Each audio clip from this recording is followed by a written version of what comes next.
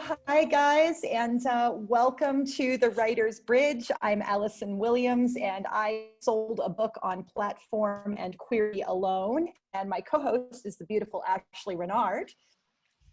And my agent signed me based on my memoir only, even though my platform was tiny. So now I am working to broaden my network at this point. And last week, we talked about websites, newsletters, and mailing lists. We talked about how for your website, it's basically a business card. Get your basic information up there, but accept that no one usually wants to bother to visit your website. It's just kind of a thing you need to have as like a clearinghouse for information. Same thing with your newsletters. Very few people are going to come to your website to read your blog. So you want to make sure that you're getting it into their inbox if you can through an email list. You want to make sure you're cross-posting your newsletter or at least selections from it to social media. I don't know how many of you guys are on Casey Mulligan Walsh's mailing list. She's a regular Writer's Bridge participant, and I noticed that what she does is she newsletters like the first 2 paragraphs of her blog, and then you click through to read the rest of it, which I think is kind of a nice way to drive traffic. And today we are going to be talking about Facebook. What and where to post on Facebook. I don't know if you guys have noticed, but Facebook has really changed in even the last 12 months with where people are posting and how people are interacting. I know for myself, I do a lot of my most genuine interaction on Facebook in groups. And that's where I've met a lot of you, is within groups on Facebook. Because there are so many political arguments that can take off there, I find that even my audience is less likely to interact and comment on my posts on Facebook, whereas usually that's where I would get the most engagement. People will comment on my posts on Instagram more often, I think because they feel like when they comment on Instagram, I'll see it, my other readers will see it, but maybe their Uncle Joe will not, and so he won't make a snide comment back. So that's what we're going to talk about today, really the ways that we can still use Facebook to our advantage, the things we'll put on our private pages, on our timeline, what to keep private, what little bit to put public, and then the kinds of things that you can do in groups to really become a contributing member, to be somebody who other people rely on for encouragement and information, and also to meet other like-minded people then who you can collaborate with and really gain from their wisdom as well. I agree. I mean, I think Facebook is the place where we really find that genuine connection. And so we're going to dive into some different ways to build your Facebook presence and actively nurture your connections on Facebook. And I think the biggest challenge with Facebook is a lot of us are balancing our privacy concerns, because Facebook is that place where we tend to be friends with our family. As I like to say, Facebook is where you find out Aunt Tilly is a racist. And so that makes it kind of challenging to navigate professionally, because we want to be able to share stuff about our family and our life, but we also want to be able to connect with people in that quote unquote genuine way that Facebook allows us to. So let's talk a little bit about your personal profile. One of the things I've noticed recently in friending people on Facebook is a lot of us have locked down our privacy settings, which is a terrific thing and good to protect yourself. But you want to make sure that you have enough posts that are public, that if I log in and you've friend requested me, I can see that you have actually posted some things. I've gotten quite a few friend requests lately where the only thing I see is this person changed their profile picture in 2014. And at that point, I kind of assume the person has been hacked and it's not a real friend request. Ashley, how do you balance what you put on there publicly and what you put on there privately? So I use Facebook to promote my writing. So I post almost everything public. I do not tag locations. I do not put my children's last names. I try to keep some kind of wall there as far as what they're really, their privacy. when it is a cute, intimate photo of my kids, I will just text that to my mom and text that to my grandma. My children and my marriage are part of what I write about at this point in my life. So what I really share almost is always public. Things that may draw more contentious comments, sometimes I just post them on Instagram because I find people are less likely to argue back and forth on that platform. There's something about Instagram that just feels more intimate, and people's comments don't then come up on their own timeline.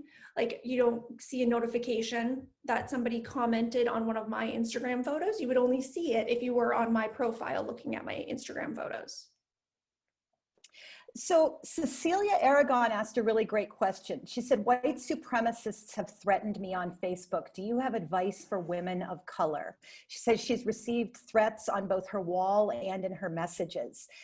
I think that's one of the ones where you have to go ahead and limit who can see your stuff, leaving only enough stuff public that it's clear who you are and what you do for the people who you do want to connect with. I know there's settings on Facebook where you can restrict who's allowed to message you. You can restrict who's allowed to post on your wall. And I would say go ahead and lock down all of your privacy settings and gradually unprivate as stuff feels safe. One of the things I will say about Facebook is you don't need to be mass discoverable to everyone. Like, you don't need to be public in the sense that anybody who wants to can find your profile. You mostly want to be available to the people who you know you have a connection with, you know you have something in common with. If you're a female writer or a non-binary writer or a non-cisgender male writer, you may be part of some of the binders groups. And with the binders groups, it's a sort of pre-vetted group of people. You know, they have expressed an interest to be in a particular group that is supportive of other people. And so you might as well be visible to the people who you share groups with because you've got something in common with them. But I would say start with locking down your privacy settings and then release it from there. And we have a question here about using your personal Facebook profile for your writing. One of the benefits of that is that your material, your content that you post on your Facebook timeline is most likely to come up for your friends on Facebook. Things that you post to a professional page, whether that's the name of your business or it is an author page named after, with your name, those are not going to get very much reach unless you pay for ads or pay to promote them, which is a very helpful thing to do once you have something to sell, if you're selling a course or a workshop or your book. But don't bother until you actually have something to sell. It's usually not worth just like randomly promoting your blog post. Yeah. So that is one of the reasons why people will use their personal Facebook page for some of their professional content. So let me say kind of my position on that, and then we're going to dive full on into Facebook author pages. For me, anything I put on the internet is by definition not personal. I assume that eventually my mother is going to see it. I assume that eventually it's going to be splashed on the front page of the newspaper should I ever be so lucky as to get that famous. If something is truly private, I don't put it on the internet at all. However, this is not true for everybody. Some people like to use Facebook as a way to connect with their family, and that's something where you may want to actually start a separate Facebook group that is specifically for the people with whom you want to share truly intimate information.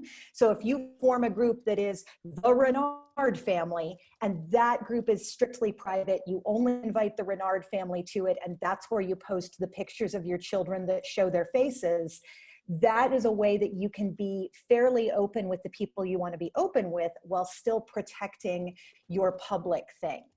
Shandy clarifies with a follow-up question. She has more followers on her business page than she has friends on her personal page. Does that still mean the reach is not as good on the business page?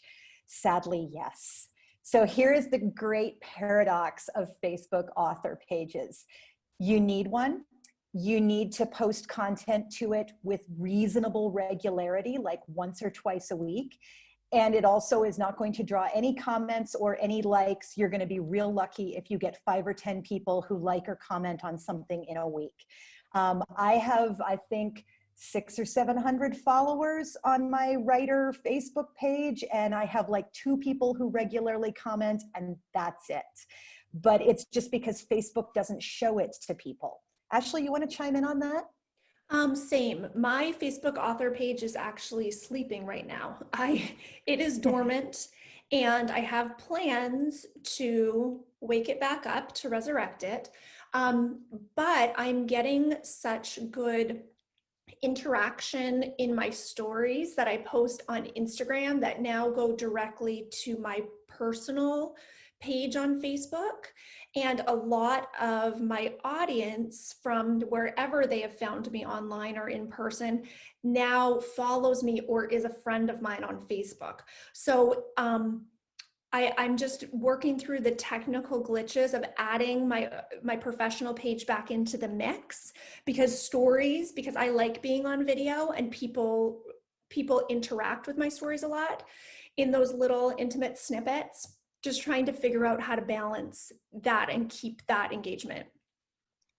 So what kind of content do you need to put on your Facebook author page, and how can you make this minimal hassle? Amy pointed out that she uses her author page to promote other writers, which is a great thing to do. If you read something you like, post it to your author page. And what makes it more valuable is, instead of just posting the link, post a quote, or post something that you liked about this article or your response to this article, because Facebook thrives on personal endorsement. The more that you speak to, this was valuable to me because, the more likely it is that other people are going to see it. I also use a tool called IFTTT. And Nina adds, the author Facebook page is a good place to create literary citizenship. I use IFTTT, which is if this, then that. We talked about it in our cross-purposing and cross-posting episode, which I believe was episode 3. And I use that to automatically post all of my Instagram posts and all of the brevity blogs, not just the ones I write, but all of them, to my author page. So because the brevity blog is 5 days a week, I end up with a post on my author page 5 days a week without having to actually do anything about it. It's not the world's most valuable content. It's not content that gets a whole ton of engagement, but it does establish that my author page is an author page. There is somebody there. There is content going on it. Ashley, what do you post to your author page? Nothing right now, but I used to put all of my newsletters and all of my posts from Instagram and Facebook, any mini essay, any mini blog post, I would then, instead of just cross-posting automatically, I would copy and paste all of that so it looked like a unique post onto my Facebook author page.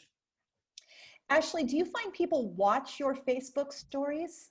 They do, especially if I make sure that the first slide on the Facebook story is me talking to the camera, my face. So I always post my stories through Instagram, and sometimes I will share other people's posts. Sometimes it'll be quote cards.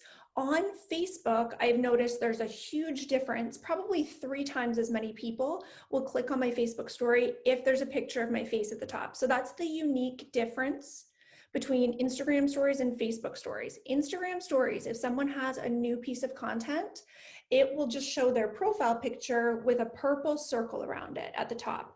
On Facebook, you will actually get a little preview. Does everybody know what I'm talking about? Can you give me a thumbs up if you've seen this on the top of Facebook? Yeah, you'll get a little preview of what the stories are, what the people are doing, if it's their dog, if it's their child. If it's me talking directly to my phone in a video, I will get at least 200 or 300 views on those Facebook stories. On top of what you're already getting on the views on the Instagram stories. Yeah, exactly. Sometimes it's even more on the Facebook because they can see my face and they'll click on it more often than what they would on Instagram stories. Iabel asks, should we bother to get an author page if we don't yet have a book out? Is it worth starting with an author page with links to published work, etc., like your articles, your short stories? Absolutely. It's part of just slowly building an online presence so that when you do publish, it's not a brand new presence. It's just something that helps you. This whole platform thing has what we call a long tail, which is that there is a long, slow lead up, and then you publish something and it suddenly starts to grow a lot. But part of why you grow a lot is that long, slow tail of, okay, I got 3 followers in February. I got 3 followers in March. I got 5 followers in April. I got 8 followers in May. And it just lays down a good foundation so that the internet knows it's there, if that makes sense. Like it's like your neighbor who's been hanging around and occasionally they brought you cookies, and one day your kid kicked a ball into their yard and you had a nice conversation, and then you met him at the neighborhood garage sale. And so then when the time came for you to realize, oh my goodness, they are sick in bed and they need someone to mobilize and deliver casseroles, you already had that relationship with them, which is kind of a tortured metaphor, but there you go. Cecilia points out that she started her author page a couple of years before her memoir came out last month, and now she's got over 2,000 followers. So that really helps a lot. Deborah says she's got a quasi-dormant blog. She has a Facebook page for her blog from when she was blogging more. Should you make that Facebook page into an author page? Absolutely. And yeah, it probably was easier when we were all carving into stone tablets, because then you could chuck your work at someone and it would really have impact. So yes, Deborah, go ahead and turn that Facebook page into your author page and channel your Twitter to it, channel your Instagram to it, whatever you want to channel to it, go ahead and start posting it there. Cecilia, do you have any particular thing that you thought helped get you to 2,000 followers? Do you feel like unmuting and telling us if you did something specific? Well, it's pretty much just what you said, Allison, about, you know, the slow, steady growth. I promoted it to friends. I asked people to follow. I tried to be a good literary citizen. I would follow other people and like their pages, and I would talk about their books and their, you know, their articles. I mean, I've gotten a lot of connections and things that were beneficial to me just because I promoted other women writers, really just because I loved their work. So, you know, I think that's really the main thing to do, is just be the slow and steady growth, and also be generous about other people. I mean, I try to post at least 5 posts about other people versus 1 post about me. Although I admit I've kind of fallen down in the 2 weeks after my book came out. But all the rest of the time I would post more about other people than about myself. That is Cecilia. fantastic, Yeah. Cecilia. And that is really, really good advice that we can extrapolate a little bit. So Cecilia said for every 1 post she posted about herself, she posted 5 times about other people. This is the same kind of thing that I've done on Instagram to really build my following of other writers who I really, really respect. There are some people who I am a big fan of who follow me on Instagram now because I have been promoting their books since before I even started writing mine. Things I say in one of my favorite essays is being popular and being engaged in the community are the exact same behavior with different hats. We look at people who are quote unquote influencers or who feel like they're a big deal on Facebook or on Instagram, and we don't always see all of the time and energy they're putting in administering groups, promoting other people's work, sharing stuff back channel or on other venues. I would say most of the people I see who are well-known writers online spend a lot of their time boosting other people. Absolutely. And that's even a rule of thumb for if you're going to spend 25 minutes on social media today, Spend 5 minutes on your own profile and spend 20 minutes on other people's profiles, engaging in their conversation, engaging in your group, in their groups, looking to see your comp authors. That's something we'll talk about a lot. Your comparative or competitive authors, just like we would do comp titles in a query or a proposal. Take a look at what else their followers are following and where they're engaging, and you can learn a lot about what your target audience is really looking for. So Jill K brought up that one of the challenges with interacting in groups is that it becomes a lot to keep track of. I want to briefly talk about groups before we wrap up our whole Facebook section here, which is that groups are kind of where the real Facebook is happening now. It is both functionally where Facebook is happening because groups feel more private, they feel more safe, and they tend to be an existing audience of people who are interested in what you have to say and who you're interested in what they have to say. Plus, Facebook is deliberately driving people into groups with their algorithm. They want you to spend time in groups. They're going to show you more group posts, and your posts are going to show more when they're in a group than when you're just on your personal page. The chances are if you're in a group with 2,000 people, maybe 500 of them will see your post. Whereas if you post that same thing and you have 2,000 friends, maybe 30 people will see it. Your engagement rate is going to be much higher on something you share in a group. You should definitely join some writing groups on Facebook, but you should also be aware that there are some writing groups where people kind of don't really know what they're talking about and spread a lot of weird misinformation. And I would say the biggest thing to watch out for is if there is an overall tone in the group of publishing is a conspiracy that is keeping me down and I'm going to self-publish to stick it to the man, rather than I am going to self-publish because it is part of a carefully considered strategy where I'm going to make profit from my books that I have a targeted market for, that may not be the right group for you. If you are not a cisgender male, you probably want to join as many of the quote unquote binders groups as you possibly can. I know a lot of you guys are already in the binder for building platform, because that's where we know you from. If you're not, we would love to add you to that group. There are a ton of binders groups, and the name comes from a few years ago in a previous presidential election. Mitt Romney talked about, he had all these women's opinions. He had binders full of women. And so somebody started a group called Binders Full of Women Writers. And the main binder is now at about 47,000 people, and there are more than 100 subgroups. So there's regional groups for binders in Florida, binders in India, binders in Europe. There are also age level groups like binders 40 to 140, binders under 35.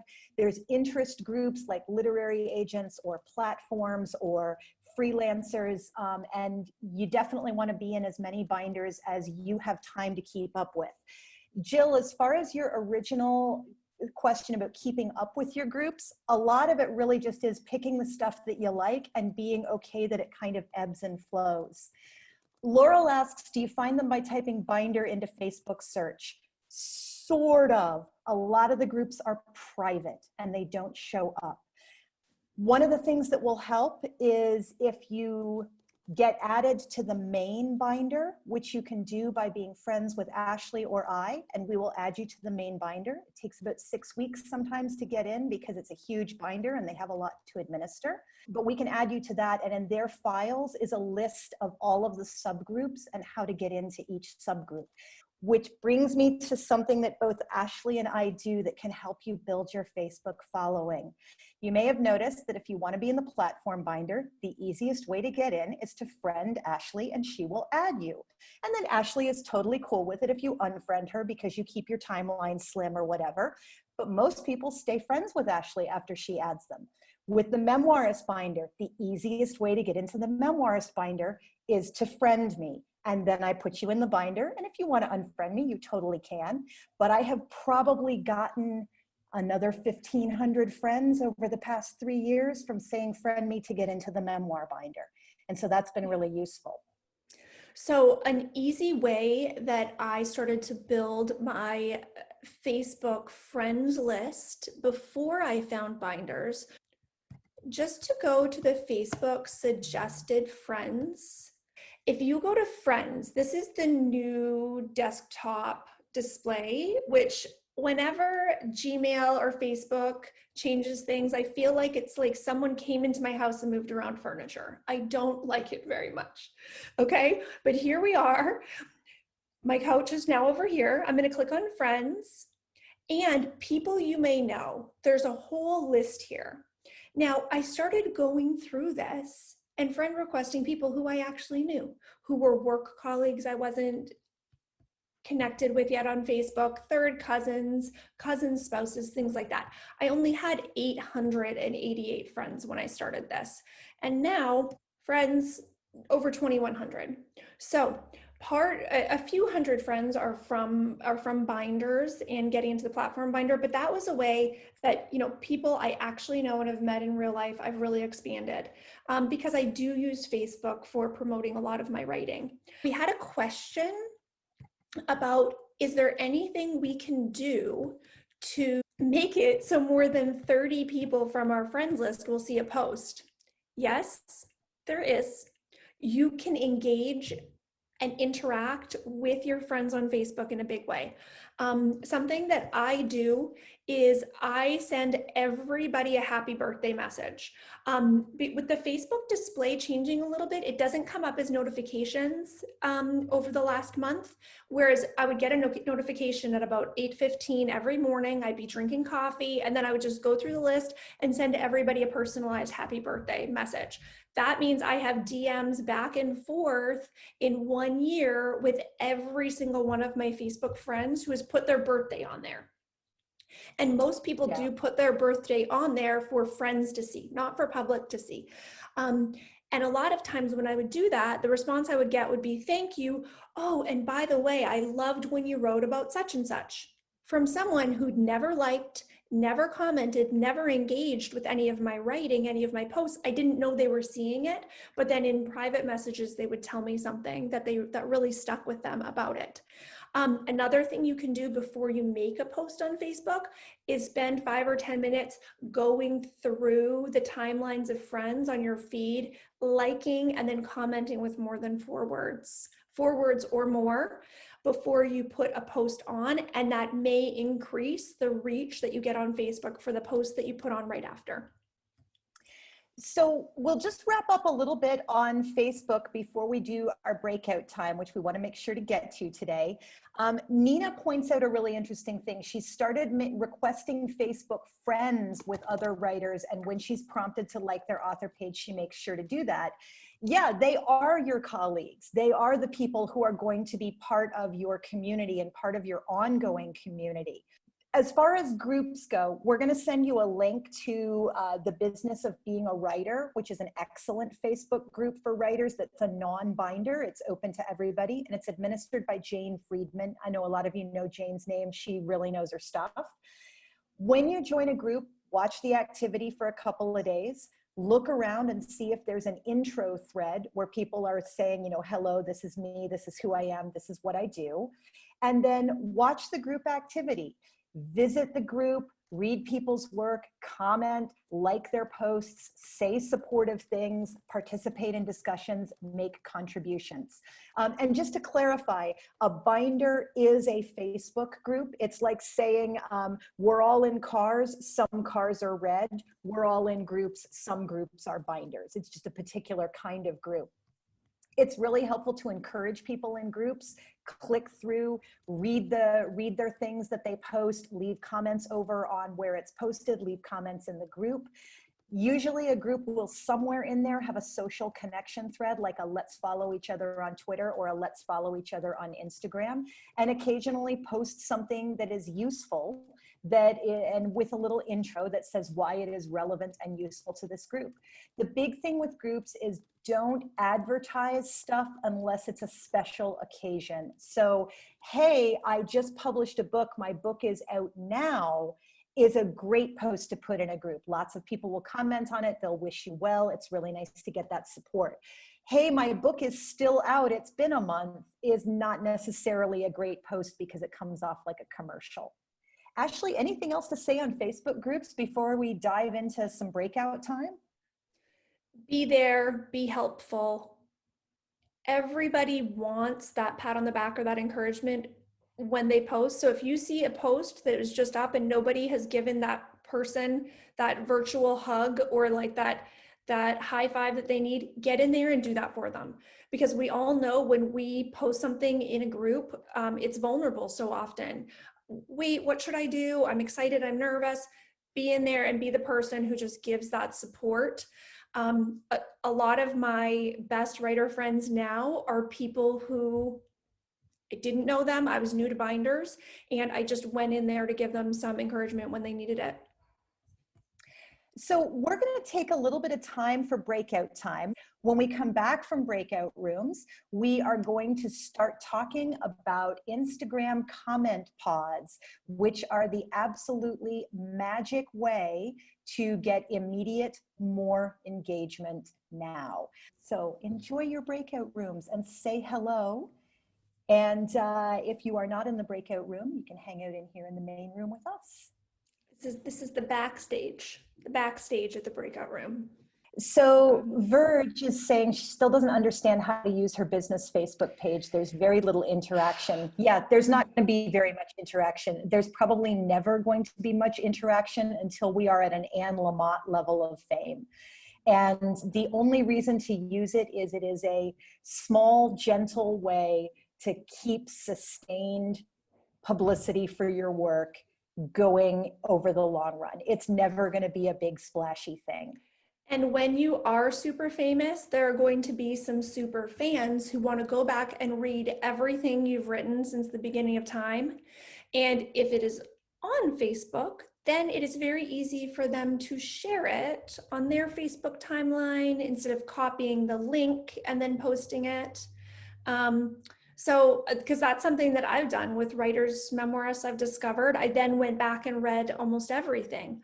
So it's just to have it there, just to have a history. So we want to talk with you guys briefly about Instagram comment pods. And Instagram comment pods are the magic ingredient that is going to make your Instagram life a lot better. Instagram comment pods are going to both give you genuine engagement, and they are also going to help the Instagram algorithm show your stuff to more people. So you may have noticed lately, or you may not have if you've just started tracking your Instagram statistics, that reach is really down right now. Posts are being shown to fewer and fewer people. It's not just you. That is happening all over Instagram to the point where Jamila Jamil started posting about it the other day. The woman who plays Tahani on The Good Place and who is kind of a big deal actor and very popular on Instagram. But everyone is experiencing less reach. And the theory is that Instagram is driving traffic towards Reels and wants people to make Reels. Don't worry about that so much right now. Don't worry about the Reels. But I got 100 followers in the last week by posting almost nothing on Instagram because the only thing I did post was Reels. I am going to do a how to make a reel tutorial video that I'll send out to you guys if you want to do that. But you don't have to. But it is really something that Instagram is pushing in a big way right now to compete with TikTok. So one of the reasons we're doing the comment pods right now is to help everybody with their Instagram engagement and their reach in a time when the organic reach is down a little. So here's what a comment pod is. A comment pod is a group message where people link their posts and they click through to comment on other people's posts. I am going to show you guys an Instagram comment pod. And let's share that. So you guys should all be seeing my Instagram right now. Do you see Allison Williams Guerrilla Memoirs Instagram? Awesome. So you see in this little paper airplane here, I have a 1. That means I have a message. And when I go into my inbox, on your phone, it looks a little different. This is on my screen, and it's going to take a second to load here. So you guys can see that I have a little thing called the Writer's Train. This is a comment pod. It has several members here in our Writer's Bridge, and it's got about 15 writers in it. So what we do is we post our posts to the group message. When a post comes up in the group message, you click through to reach the actual post. You're not just commenting in the message. You like their post and you leave a comment of 4 words or more on their post. And everyone else is also doing this for you. So you can see here that there's Rosalie's posts, there's BK Jackson's post, Margaret Lynch's post. We're all posting in here and we're all commenting on each other's posts as well. What this does, Instagram sees increased engagement and shows your posts to more people because you have more comments on your post, you have more people liking your post. This is a focused way for you to spend some of your social media time. When Ashley talks about take 15 minutes and just be focused for 15 minutes, instead of mindlessly scrolling, you can go through and comment on posts of people who you know are interested, who you're interested in, and who you know are going to comment back on you and return that engagement. So there are commercial comment pods, I would call them. And in a commercial comment pod, there will be 1,000 people who are using bots to comment on each other's posts. And it's a really soul-sucking and boring experience. And I can tell you from practice, it's just dreadful. And there's so many people on keto diets, oh my God, and they're all posting photos of themselves to Instagram. You just don't even want to know. In a writer's comment pod, we're all genuinely interested in each other. We're not faking it for influence. We are genuinely interested in what each other has to say.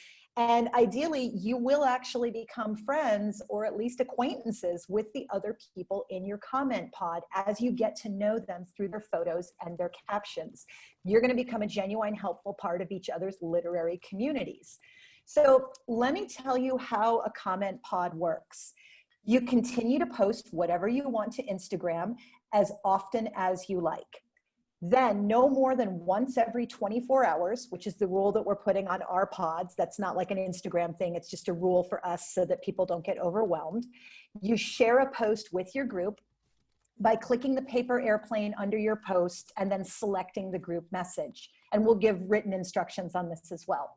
You don't have to share every post. However, you do have to comment on everybody else's post before you post your own post. The goal is to stay caught up. At least twice a week, you're going to read your group message thread, scroll up to where you last commented, click through each picture, go to that person's feed, like their picture, leave a comment of at least 4 words, and everybody else will do the same for you. The reason we say 4 words is the Instagram algorithm rewards and promotes engagement that is comments of at least 4 words, because bots tend to do smaller comments. An easy way to add a word is you can add the person's name. So like, wow, I love that great sunset, Raina, gets you that extra word in there. We are gonna form comment pods for you. We're gonna send you guys in the follow-up email a link to click through and enter your comment pod information. You're gonna have 2 options. You can either join a writing focused comment pod, or you can join an everything comment pod. The writing pods, all your picks shared with the group need to be writing related. Now that can be your inspiration, landscapes, sunsets. That can be the topics of your books. That can be any kind of a photo if your caption ties into writing. And that's something I do a lot. I might have like a travel picture, but the caption talks about writing. With everything pods, we're going to ask you about your general interests. We'll group you with people who have similar interests. Maybe you're a lifestyle person, maybe you're a science person, maybe you're a family and kids person. And with those, you can share any kind of pod you want. We're going to post guidelines to each pod, so you'll have them handy. And you will also be in each pod so that you can ask questions if you need to, and we'll answer them. Don't sacrifice your writing time. But remember that pods work on reciprocation. So it's really important that you do actually comment on other people's stuff. We're going to group you with people who post about as often as you do.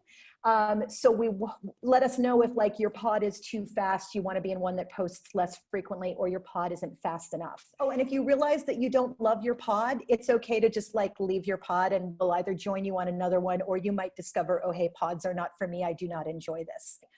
Stanley asks, can you form your own pod? You absolutely can. Just get 8 or 9 people to get together with you and say, hey, we're going to start a group message together. So just to remind you guys, before we dive into a little platform review, you will get a link for I want to sign up for comment pods. You will also get the Google Docs. So if you just want to follow people without joining a pod, you can just follow people. And then we will put you in pods. You'll get a group message from us on Instagram that will have this whole explanation again. Ashley, Yes. you want to add anything about pods? Just a little more information about the algorithm so people understand what it is. When you post something on Facebook or Instagram, and we're talking about Instagram specifically here, Instagram doesn't know if your content is good. It wants the best content pushed out to a lot of people. So it'll test it on a few of your followers, small percentage. If those first few followers engage by liking, saving, sharing, commenting, then Instagram feels like, oh, this was probably decent content. Let's push it out to a few more people. Then the algorithm takes a look at whether or not those people engage and then pushes it further and further and pushes it further into hashtags and might even put it on the explore page. So any tier that your content gets to, if you can have engagement there, then it will be pushed out further.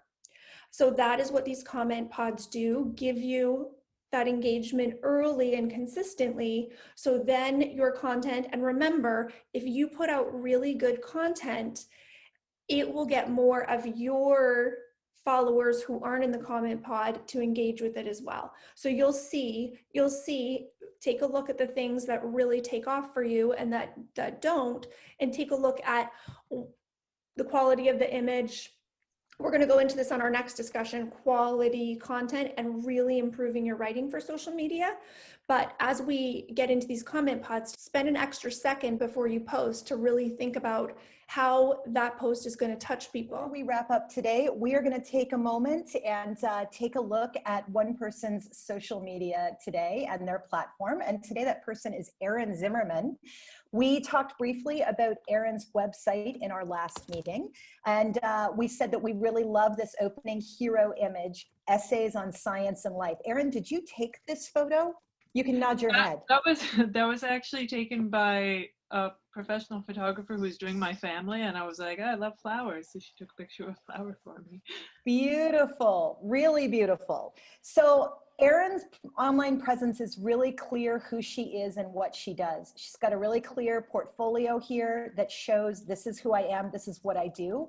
It is not necessarily the world's most sophisticated website layout, and I say that with love in my heart, but it is clean, it is pleasant, it is visually easy to navigate, and it shows me who she is and what she does. And that is more important than having a fabulous, tricky design. I really love that one of the unique things Erin does is botanical illustration. I don't think you need the under construction thing on here because you've got finished illustrations on here. We don't know how many you're planning on having on there eventually. I would say, folks, if you have any content at all on a page, you don't necessarily have to put under construction because we don't know what your target is. These are really beautiful.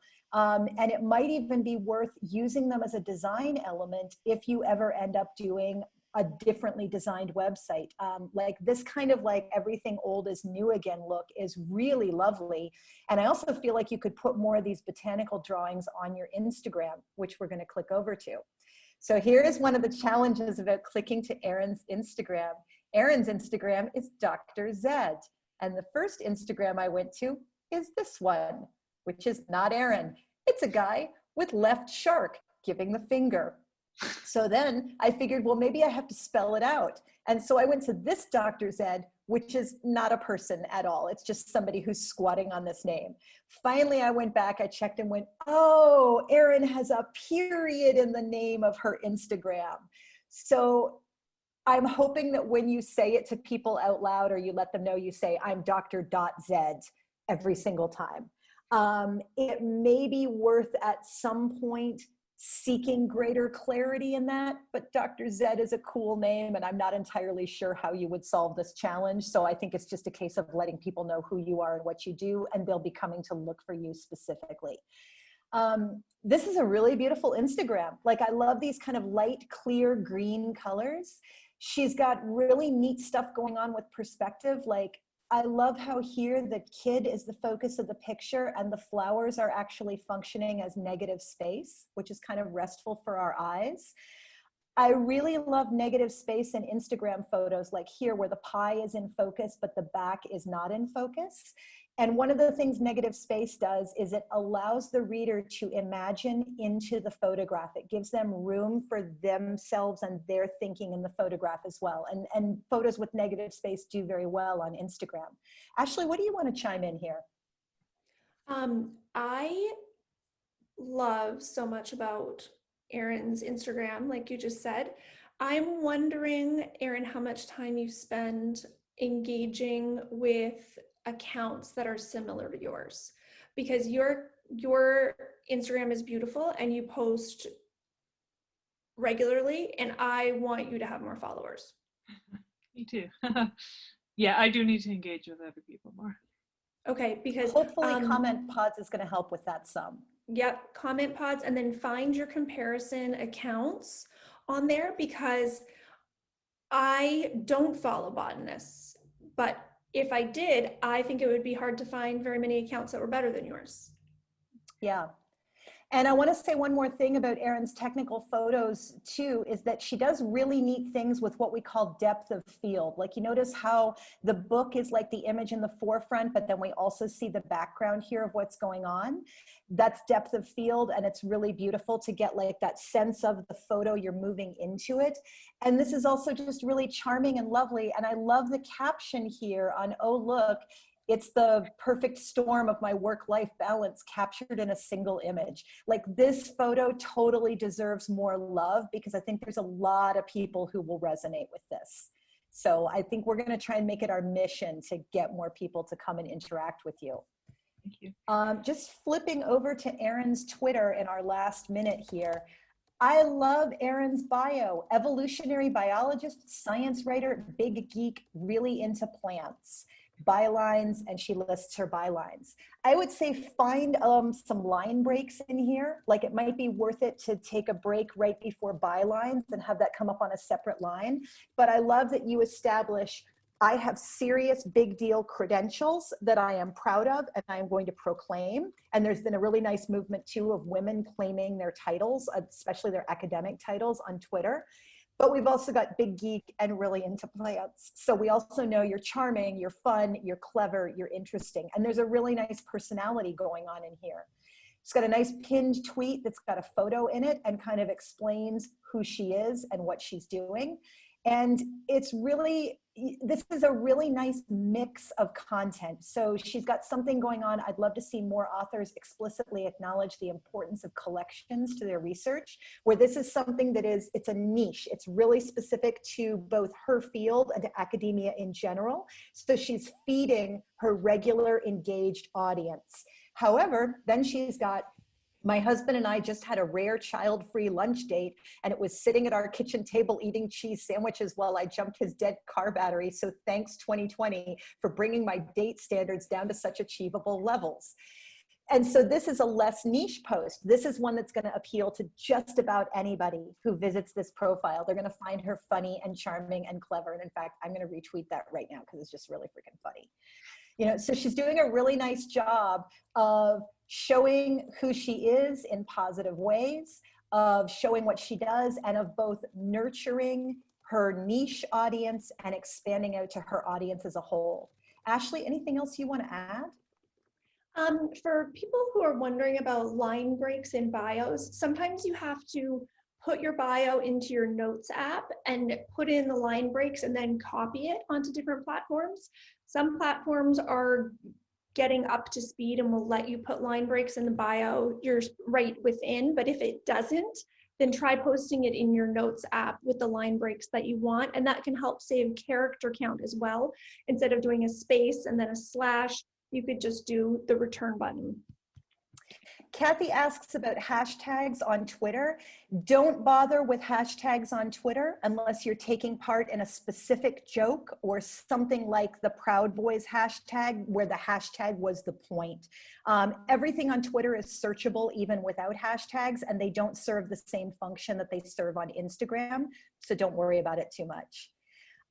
You guys are amazing and fantastic. We are going to let you know the next meeting is going to be October the 20th. You will get the information in the follow-up email, as well as having the link to the recording of this session and the recordings of all of our previous sessions. You'll get the link for signing up for comment pods, and you'll get the link for the Google Doc where we're able to all connect with each other as well. Our next meeting, we're going to talk about quality content, and specifically, we're going to talk about different styles of writing for different social platforms and how writing for those social platforms can make you a better writer as a whole. I am such a fan of Twitter as a way to practice great sentences and practice sharp comedy and sharp chatting. I am such a fan of Instagram as the home of the mini essay. And I am such a fan of Facebook as the place to truly connect with people you truly care about. And we're going to talk about all of that in our next meeting. Ashley, anything you want to add before I unmute everybody for a raucous goodbye? Just a reminder that you will get the links to every replay, and you will get the link to join in on our comment pods in the email that will come tomorrow. Yeah.